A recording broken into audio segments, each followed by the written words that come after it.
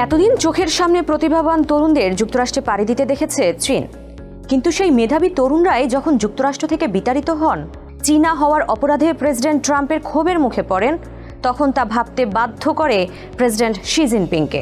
বৈশ্বিক ক্ষমতাধর হওয়ার স্বপ্ন দেখা শিও দেরি করেননি, বিশ্বের মেধাবী তরুণদের টানতে অভিনব এক টোপ দিয়েছেন। ঘোষণা দিয়েছেন কে ভিসা নীতির, যা এখন গোটা বিশ্বের প্রতিভাবানদের মনোযোগের কেন্দ্রবিন্দু। কেউ কেউ তো যুক্তরাষ্ট্রের H-1B ভিসার বিকল্প হিসেবেও চীনের কে ভিসাকে দেখতে শুরু করেছেন। প্রতিভাবানদের টানতে চীনের কৌশল ও কে ভিসা নীতির খুঁটিনাটি জানাতে সঙ্গে আছি তামান্না খন্দকার। গত 7 অগস্ট কে ভিসা নীতির ঘোষণা করে চীন। এ ভিসার মাধ্যমে বিজ্ঞান, প্রযুক্তি, প্রকৌশল ও গণিত খাতে চীনে কর্মজীবনের সুযোগ পাবে তরুণরা।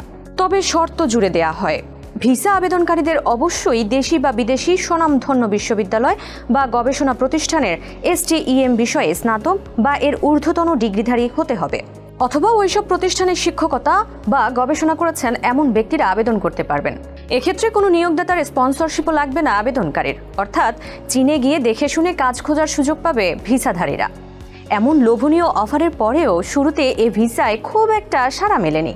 তবে গত 20 সেপ্টেম্বর প্রেসিডেন্ট ট্রাম্প নির্বাহী আদেশে দক্ষ কর্মী বা H-1B ভিসার ফি $1 লাখ উন্নীত করলে চীনের কে ভিসা নীতি আলোচনায় আসে, যা কার্যকর হয়েছে গত 1 অক্টোবর থেকে। কে ভিসা নিয়ে চীনের সরকারের পক্ষ থেকে বলা হয়েছে, এ ভিসার লক্ষ্য হবে বিদেশি প্রতিভা এনে বিজ্ঞান ও প্রযুক্তিতে দেশের তরুণদের প্রতিযোগিতা ক্ষমতা বাড়ানো, প্রতিভাবানদের মধ্যে সহযোগিতা বাড়ানো। এছাড়াও এ ভিসা নীতিকে চীনের সংস্কারের অংশ বলে দাবি করেছে সরকার। বলা হচ্ছে, ভিসা প্রক্রিয়া সহজ করে স্থায়ী বসবাসের কার্ড চালু করার পরিকল্পনাও আছে সরকারের। যা নিয়ে বেইজিংয়ের চিয়াংকং গ্র্যাজুয়েট স্কুল অব বিজনেসের অধ্যাপক জিগাং তাও বলেন, 1980 থেকে 2010-এর দশক পর্যন্ত চীন প্রতিভা হারাতো উন্নত দেশগুলোর কাছে। এখন লক্ষ্য হলো স্থানীয় প্রতিভা ধরে রাখা এবং বিশ্ব থেকে নতুন প্রতিভা আনা। যুক্তরাষ্ট্রের H-1B ভিসা ফি বাড়ায় সবচেয়ে বড় ধাক্কা খেয়েছে ভারত, কেননা H-1B ভিসার 70% বরাদ্দ ছিল ভারতীয়দের জন্য। কিন্তু এখন H-1B ভিসা ফি বাড়ায় বাধ্য হয়ে বিকল্প খুঁজতে হচ্ছে ভারতীয়দের, যেই বিকল্প হতে পারে কে ভিসা।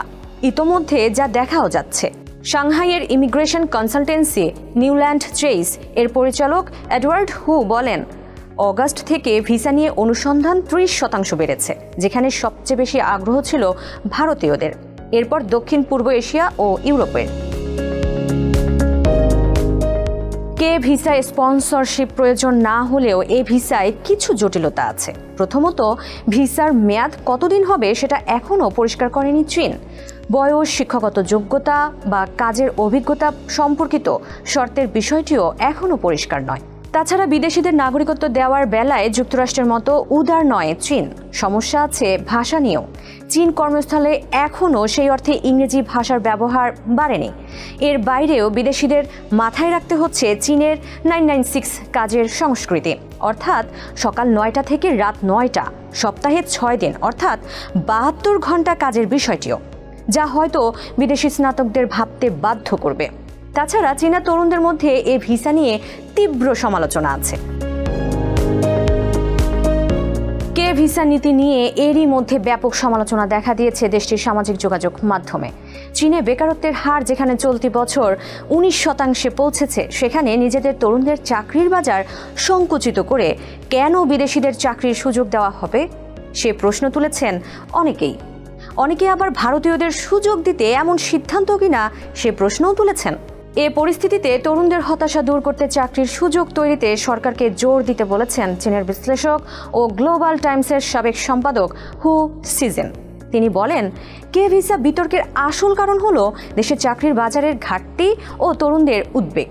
এখন সরকারের মূল দায়িত্ব হলো ভালো মানের চাকরির সুযোগ তৈরি করা।